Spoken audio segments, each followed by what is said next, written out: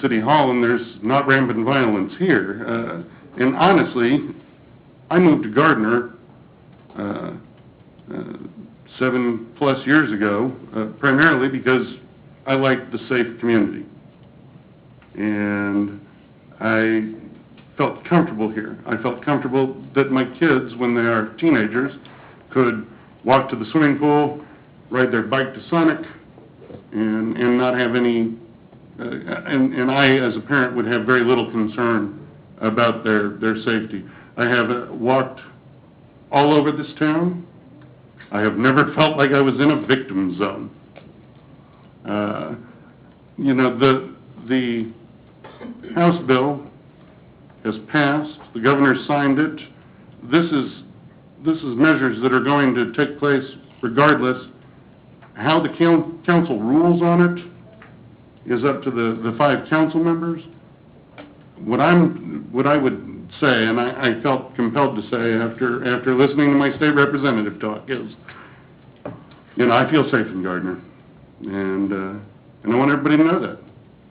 And a lot of that has to do with the people that live here, fine folks. A lot of that has to do with the police department that we have here.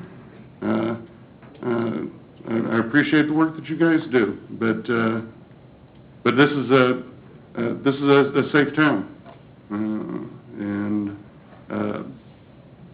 you know, however council decides to proceed from here, well, is up to them. I'll be honest, Chris, and you and I agree on a lot of things, but I think we'll have to disagree on this one. I think that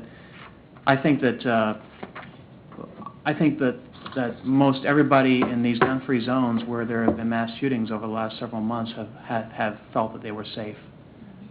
They felt they were safe in Aurora, Colorado in that movie theater. They thought they were safe in Sandy Hook at that elementary school. I understand that this particular legislation doesn't address either one of those situations because the schools are exempted and, of course, a movie theater is a private business. However, I do believe that that guns held by licensed and qualified concealed carry permit holders are in much safer hands than people think that they are, or that people may have feared that they are. If an individual, God forbid, who is very, very deranged and hell-bent on violence were to come through those doors, and it may happen someday, just like it happened to Sandy Hook, and they were to go and look to take out some people, a concealed carry weapon holder in this lobby, when there may or may not be police presence there who could disable that individual and prevent any further violence, would be a welcome sight in this building. Now, understanding that, you know, an exemption just maintains the status quo where we have, in essence, a gun-free zone for not only individuals who are working here, but people who are visiting here, and we have that same individual coming through those doors, and they have no means to defend themselves whatsoever.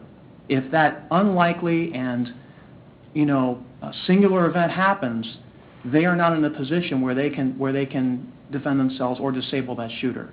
And now you have a Sandy Hook. Now you have an Aurora, Colorado. Now you have a situation where many people who should not be in a situation where they are in mortal danger are. And so I am not in favor of having an exemption. I'm in favor of letting this go in and having a feasibility study to see if there's a metal detector presence or an armed presence that can be put into place within the period, you know, within the 6 months or the 3 years after this, or the year and a half, I should say, after the statute has been put into place. And I just wanted to make my point clear, my position clear, and I think that the people of the city who are passionate about this issue are correct on this. And I think that the legislature has heard the will of the people of the state and have overwhelmingly passed this legislation. I don't really have a question. I have more of a statement of where I am. I personally support lawful gun ownership, responsible gun use, and the carry conceal laws. However, I don't know that it's my personal opinion. It's more the opinion of the people I represent. And I've overwhelmingly got support for the city of Gardner to adhere to HB 2052 and not exempt. So That would be the way I'm leaning, because that's the people I represent.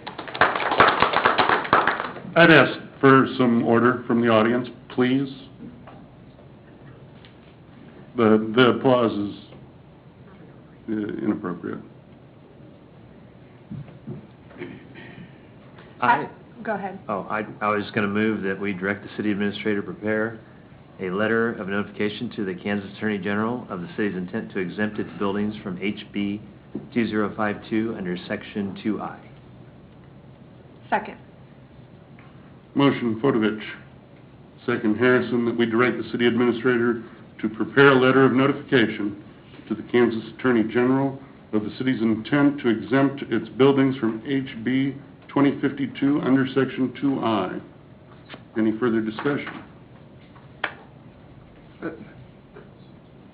I'm trying to actually read the bill now, so you have to forgive me. It's so cumbersome to get through.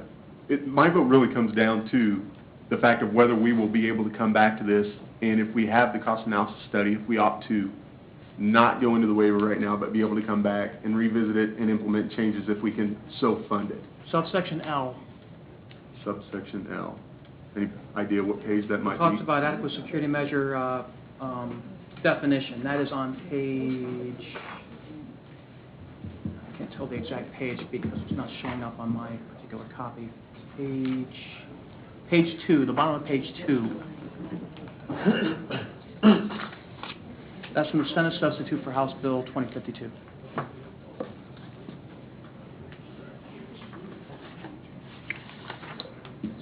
It actually is the part that defines adequate security measures.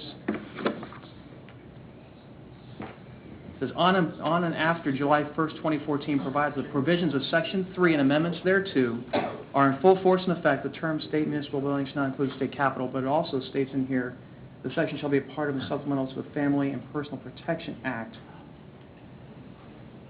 So how does it state It clearly says that? right here, new Section 3B. The provisions of the section shall... Read. I don't know how Bill does it. Yeah. Unless the Legislative Coordinating Council determines on July 1st, 2014, that's the capital provision.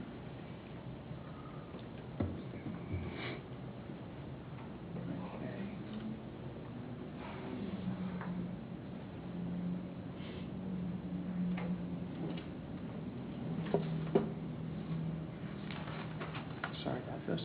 And I'm trying to do the same thing. I have to apologize. If anyone can help make it a clear, that actually is the most critical issue to me and where my vote would lie. If we close that opportunity, that window of opportunity, then I can't, in true faith to everyone, move forward with it. But if we do have an opportunity to come back and revisit it, then I think we're delaying the inevitable. Bill, I can appreciate it, but unless you're quoting chapter and verse, I'm... On or after? On or after? You read that out loud. On or after? On or after?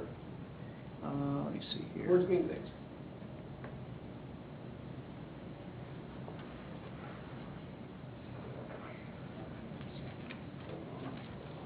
I'm looking here, hold on.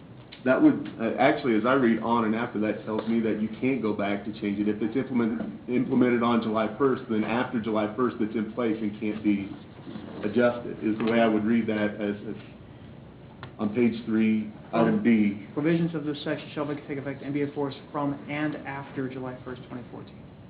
But that's July 1st of 2014. Jim, do you have any,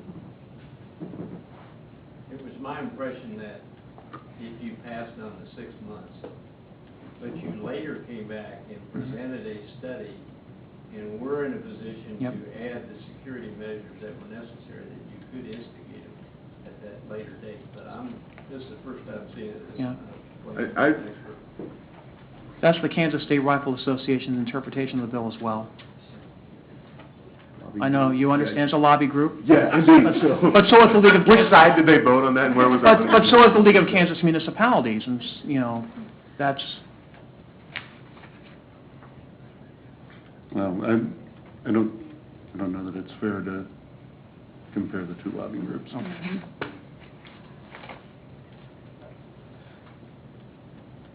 I really do not believe that under the provisions of this bill that they would strip any cities and municipalities of the right to be able to put in security measures after July 1st. Okay, but let's put it this way then. So you don't believe it that way. No one so far has been able to find a clearly defined term to say that. If we